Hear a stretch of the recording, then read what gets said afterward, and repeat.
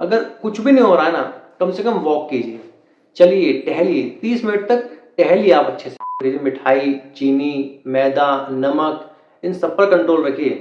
पेट के अंदर दांत नहीं होते, तो जो काम दांतों का है वो आंतों से नहीं कराना चाहिए।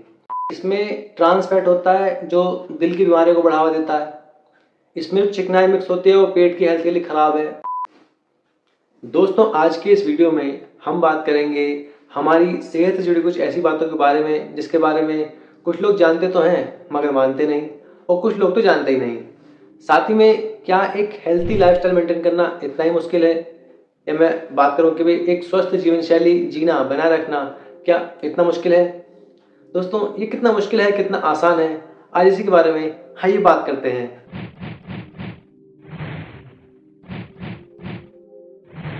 दोस्तों, मेरे अनुभव के हिसाब से तो एक हेल्दी लाइफस्टाइल जीना इतना का मुश्किल काम नहीं है।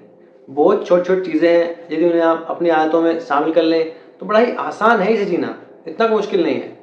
इसकी शुरुआत हम शुरू से ही करते हैं। चलिए, उठने से शुरू करते हैं। जैसे ही आप बिस्तर से उठें, सबसे पहला काम कीजिए, 1 गिलास गुनगुना या गर्म पानी पीजिए। आप रोज सुबह गर्म पानी पीने से जो पाचन शक्ति है वो दुरुस्त होती है, पाचन सही होता है।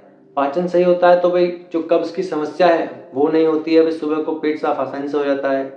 साथ ही में जो ब्लड सर्कुलेशन है वो ठीक से होता है। फिर जो हमारी किडनी है उसकी हेल्थ अच्छी रहती है सुबह सुबह गर्म पानी पीने के। और भी कई फायदे हैं। साथ ही में ये भी ध्यान रखिए कि भी गर्म पानी को पीते समय ना आपको तसल्ली से पीना है। तसल्ली से बैठ कर आराम से पीजिए, एक एक सिप सिप पीजिए, है ना। आराम से पीना है उसको, एकदम से ऐसा नहीं कि खड़ा करे गर्म कर कर कर पी गया, ऐसा नहीं। आराम से पीना, तसल्ली से पीना है। उसके बाद अपना वॉशरूम वगैरह चले गए, है ना, टूथपेस्ट वगैरह कर लिया, दांतों की सफाई कर ली, पेट की सफाई कर ली। उसके बाद आपको क्या करना है? उसके बाद आपको 30 मिनट का व्यायाम करना है, एक्सरसाइज करनी है। अब एक्सरसाइज कोई भी हो सकती है, भाई आप रेगुलर कार्डियो कर रहे हैं या भाई आप स्ट्रेचिंग कर रहे हैं, है ना, रनिंग कर रहे हैं। अगर कुछ भी नहीं हो रहा है ना, कम से कम वॉक कीजिए, चलिए, टहलिए, 30 मिनट तक टहलिए आप अच्छे से। बहुत फायदे हैं इसके, बहुत फायदेमंद है, क्योंकि ऐसा करने से हमारी मांसपेशियां जो हैं वो मजबूत बनती हैं, लीवर पर दबाव कम बनता है, मोटापा, ब्लड प्रेशर, हाई शुगर, इन सभी में ये काफ़ी फायदेमंद साबित होता है। इसके बाद सुबह खाली पेट या तो आप एक सेब खा सकते हैं या फिर एक प्लेट सलाद खा लीजिए। दोस्तों, खाली पेट एक सेब खाने से शरीर में कोलेस्ट्रॉल की जो मात्रा है वो सही बनी रहती है। वहीं सलाद खाने से शरीर को भरपूर मात्रा में फाइबर मिल जाता है। तो ये हमारे लिए काफ़ी अच्छी चीज़ है। सुबह सुबह एक प्लेट या तो सलाद खा लें या फिर एक सेब हम खा लें।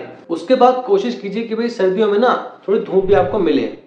जो सुबह 9 से 2 बजे के बीच की धूप है वो शरीर को मिलनी चाहिए। कम से कम 30 मिनट तक तो आप धूप में, ऐसा कोशिश कीजिए कि 30 मिनट आप धूप ले सकें।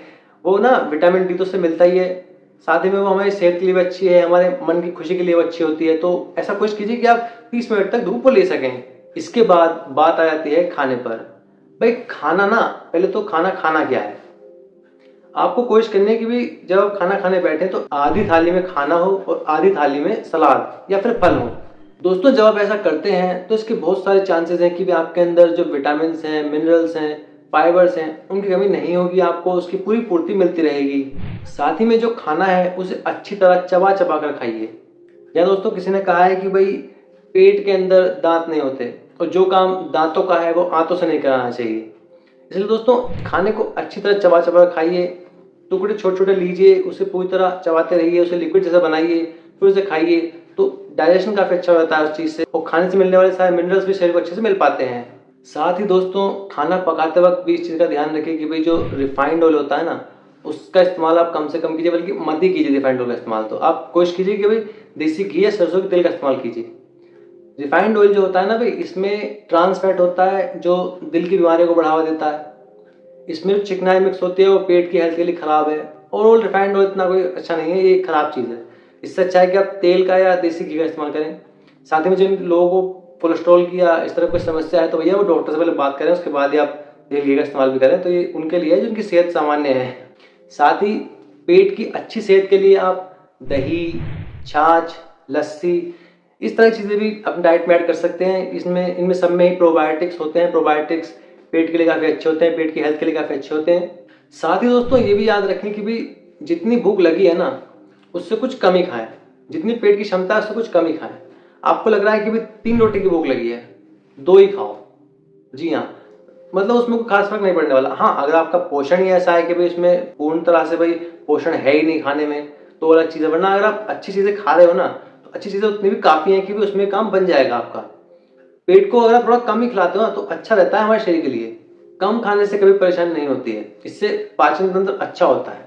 पोषण पूरा रखिए खाने में, लेकिन खाना मत बढ़ाइए कि भाई इतना सारा खाना बना दिया, पोषण उतना था नहीं। पोषण होगा तो कम खाने में काम चल जाएगा। साथ ही दोस्तों, जब तेज भूख लगे ना, तभी खाना खाइए।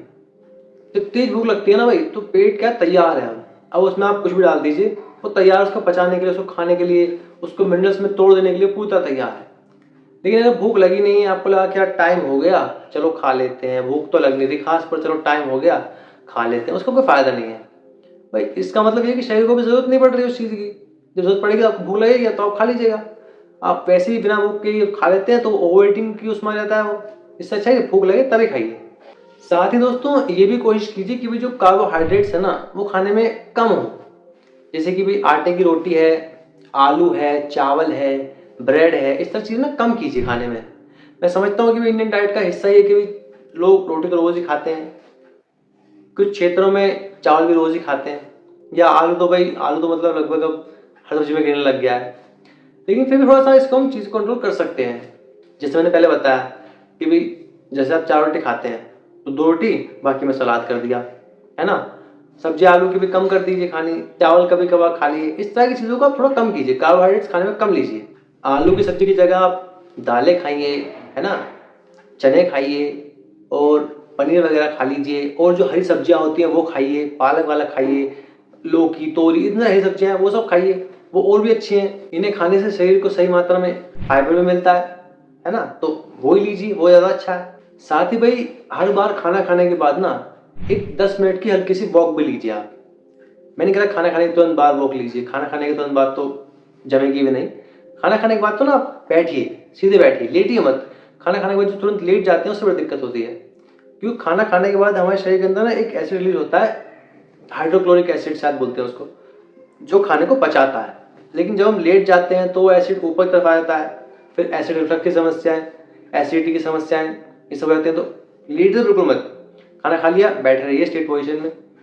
उसके बाद जब 10-15 मिनट बीत जाते हैं, आपको लगता है कि अब थोड़ा ठीक सा लग रहा है, तो 10 मिनट की 15 मिनट की हल्की सी वॉक लीजिए। ये शरीर के पाचन तंत्र के लिए बहुत अच्छी है। साथ ही में खाने को ठीक से डाइजेस्ट होने में मदद मिलती है, अच्छे से खाने को तोड़ पाता है हमारा जो सिस्टम है वो, फिर मिनरल्स, विटामिन हमारे शरीर को अच्छे से पहुंच पाते हैं, तो ये काफ़ी अच्छी चीज़ है। साथ ही में दोस्तों, जो बाहर का खाना है, जैसे भाई पिज़्ज़ा, बर्गर, मोमोज, छोले भटूरे, या और भी कोई चाट पकौड़ी, वो चीज़ तो भाई कम से कम कर दीजिए, कम से कम बिल्कुल। मैं तो कहूँगा कि आप छोड़ सकते हो तो वो अच्छी बात है, वरना कम से कम कर दीजिए।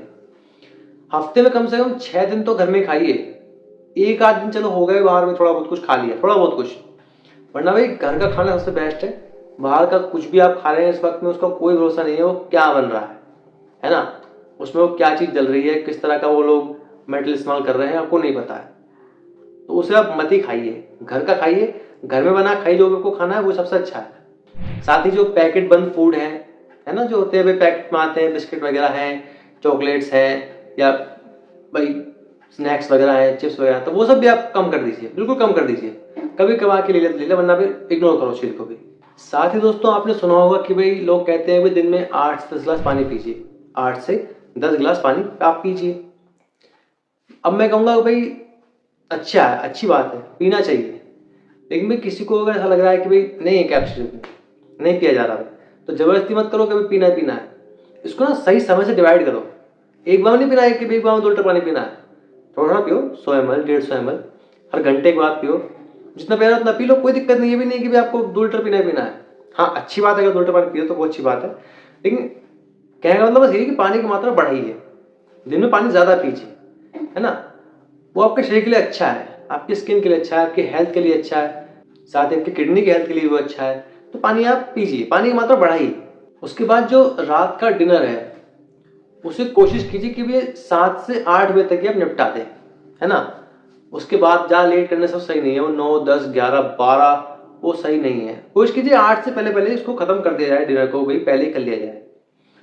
और हल्का डिनर कीजिए। हल्के से मेरा अर्थ है कि भाई थोड़ा कम ही लीजिए खाना। रात को ज़्यादा खाना खाने का कोई मतलब है नहीं भाई। रात को क्या होता है कि हम सो जाते हैं, शरीर उतना एक्टिव नहीं है, तो उसको डाइजेस्ट होने में फिर प्रॉब्लम होती है। जितना हम खा लेते हैं तो उतनी ज़्यादा प्रॉब्लम फिर डाइजेस्ट करने में उसको होती है। जल्दी हम खा लेते हैं, 4-5 घंटे बाद में सोते हैं खाना खाने के बाद, तो बॉडी को उतना टाइम मिल जाता है कि उसको डाइजेस्ट कर लेता है आराम से, अगर थोड़ा बहुत खाते हैं तो रात को डिनर 8 से पहले कीजिए और कोशिश कीजिए कि भाई हल्का ही खाना खाएं उसमें। हाँ, पोर्शन पूरा रखिए, लेकिन खाना जो है उसकी क्वांटिटी कम रखिए, क्वालिटी अच्छी रखिए। इसके साथ में एक और चीज़ है कि भाई जो मिठाई है उस पर कंट्रोल कीजिए, है ना। बहुत बार होता है कि भाई मिठाई सामने आने की अब तो खानी ही खानी है, ये मत कीजिए भाई। मिठाई पर तो खास कंट्रोल कीजिए। मिठाई, चीनी, मैदा, नमक, इन सब पर कंट्रोल रखिए। ये लगता है कि भाई नमक से क्या दिक्कत है, सबसे दिक्कत है, ब्लड प्रेशर, शुगर, सब में दिक्कत दे जाते हैं। तो ये सब चीज़ें बिल्कुल आप कम से कम कर दीजिए बिल्कुल, है ना। रात को तो मीठा बिल्कुल खाना ही नहीं है, रात को बिल्कुल मत खाइए मीठा। रात को अगर क्रेविंग हो ही जाती है, मीठा खाना ही है अभी कुछ, तो आप किशमिश वगैरह खा लीजिए, है ना, खजूर वगैरह खा लीजिए, या फिर इलायची वगैरह खा लीजिए थोड़ी बहुत। अल्टरनेट ढूंढ लीजिए, अल्टरनेट में भाई किशमिश वगैरह खा लिया अपना। बाकी मिठाई से तो आप दूरी बना कर रखिए बिल्कुल। साथ ही में मुट्ठी भर बादाम, किशमिश, अखरोट, इस तरह के ड्राई फ्रूट्स रात में भिगो कर रख दीजिए, सुबह होने पर उन्हें खा लीजिए। ये आपके शरीर के लिए, आपके माइंड के लिए, आपके ओवरऑल हेल्थ के लिए बहुत अच्छा काम करेंगे। दोस्तों, ये कुछ चीज़ें थी जिन्हें आप अपने डेली रूटीन में अगर उतारते हैं तो आपको इससे फ़ायदे मिलेंगे। साथ दोस्तों, मैं एक चीज़ और आपको बताना चाहूँगा कि भाई जो सबका शरीर है वो अलग अलग है ना, सबकी फिटनेस अलग अलग है। तो मैंने जो बताया वो भाई एक ऐसे इंसान के लिए जिससे कोई बीमारियाँ नहीं है ना, एक स्वस्थ शरीर है उसका ऑलरेडी। लेकिन अगर भाई किसी को बीमारियाँ हैं, या फिर बच्चे, बूढ़े, बुजुर्ग हैं, तो वो किसी प्रकार की डाइट है ना, वो एकदम से ऐसे आप बिलीव मत कीजिए कि भाई हमें ये करना ही है। अच्छा है कि अगर आप किसी बीमारी से आप ऑलरेडी जूझ रहे हैं या आपको ऐसी कोई मेडिकल हिस्ट्री रही है, तो डॉक्टर से पहले आप बात करें इसके बारे में, उसके बाद ही आप किसी तरह की डाइट को उसके बाद ही फॉलो करें। अब क्योंकि दोस्तों ये वीडियो कुछ ज़्यादा लंबा होता जा रहा है और भी बहुत सारी बातें जो बतानी रह गई हैं, तो इसलिए ये इस वीडियो का पार्ट 1 है। इस वीडियो के पार्ट 2 के लिए इंतजार कीजिएगा। पार्ट 2 जल्दी ही आएगा और पार्ट 2 में इसके बारे में आगे बढ़ेंगे और बातें करेंगे कि क्या वो आदतें हैं जो आपको बदलनी चाहिए, क्या कौन सी आदतें आपको अपनानी चाहिए जिससे भी आपके शरीर के लिए काफ़ी अच्छा रहेगा, आप एक सेहतमंद जीवन जी पाएंगे, अच्छी लाइफस्टाइल जी पाएंगे। दोस्तों, अगर ये वीडियो आपको काम आया है, वीडियो पसंद आया तो वीडियो को लाइक कर दीजिएगा, साथ ही सब्सक्राइब कर लीजिएगा हमारे चैनल को। बात करते हैं